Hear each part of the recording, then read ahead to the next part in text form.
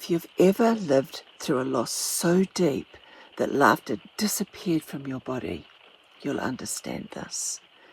There is a moment after grief has stripped you, hollowed you, turned everything into shadow, when something unexpected happens, something soft, something warm, something impossible. Someone teaches you to laugh again. Stay with me, because this isn't a light story, and it isn't the kind of laughter people use to avoid pain. This is the kind that comes after pain, the kind that saves you. I didn't laugh for years, not because I didn't want to, but because laughter was dangerous in my childhood.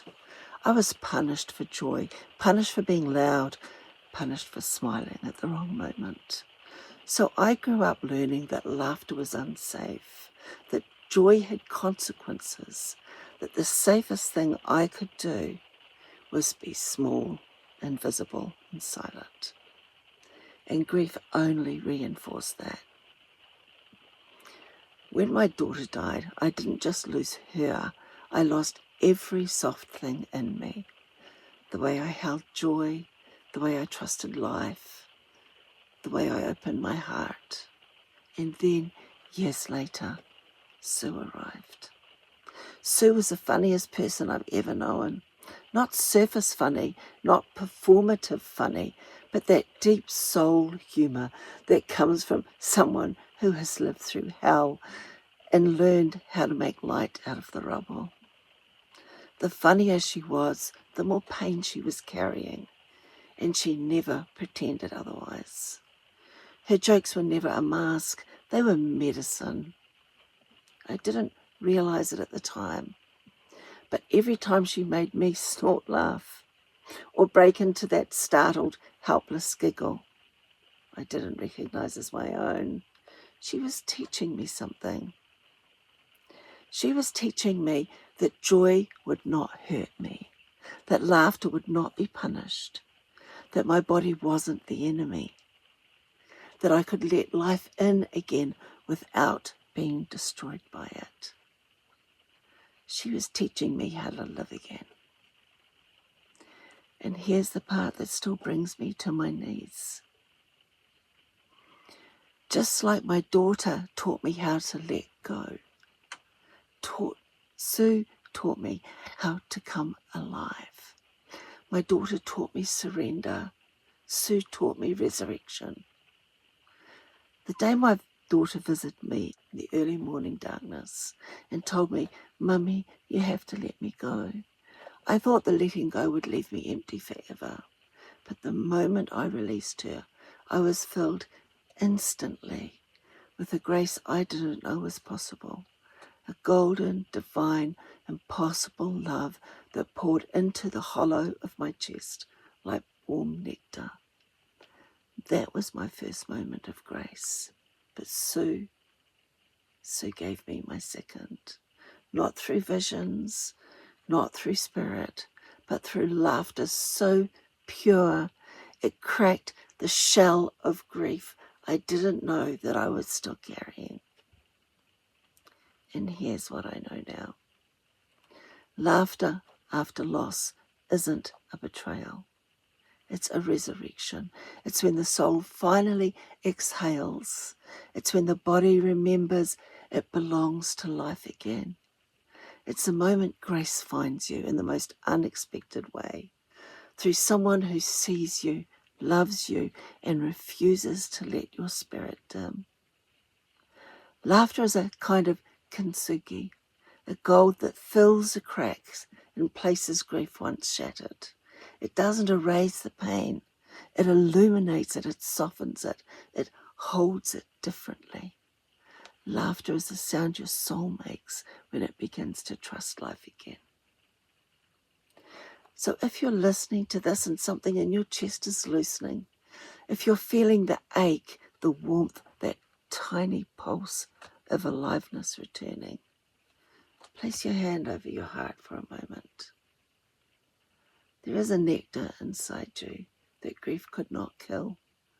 There's a spark in you that someone, somewhere, will help you remember. And when that moment comes, when someone teaches you to laugh again, you will know grace has found you. Whisper after me, grace has found me. Type it below to anchor it in.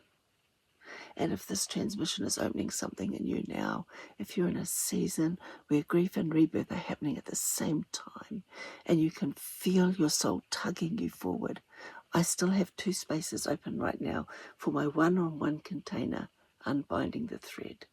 It's where women come when they're standing between worlds, broken open, but ready for the life their soul has been trying to give them. If your body is humming as you hear this, send me a message. We walk this path together. And let's look at this card, the comic.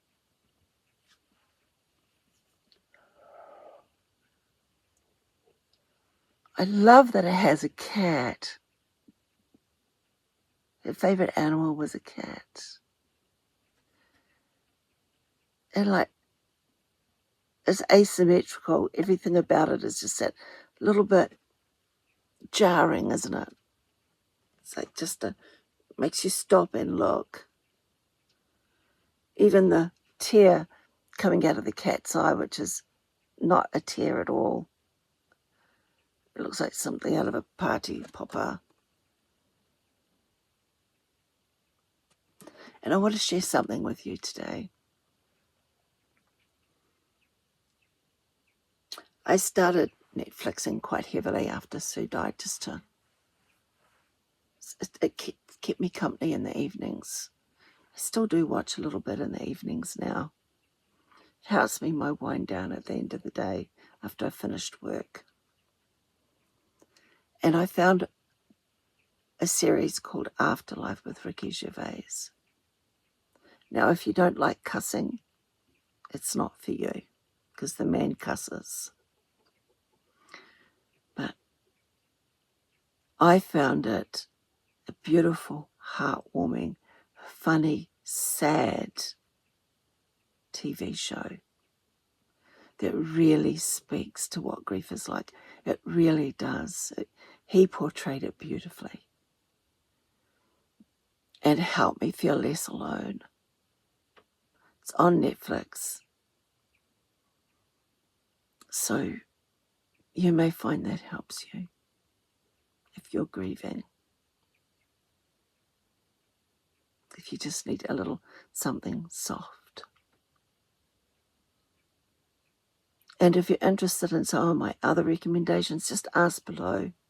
As I've got things I watch when I need to just have a cathartic good cry. And but yeah, Ricky Gervais Afterlife is brilliant for helping you feel seen. That what you're going through is perfectly normal and what is very common for people who grieving experience. Because laughter is the best medicine. And when we can allow ourselves to laugh, it just softens everything. And it is okay to laugh.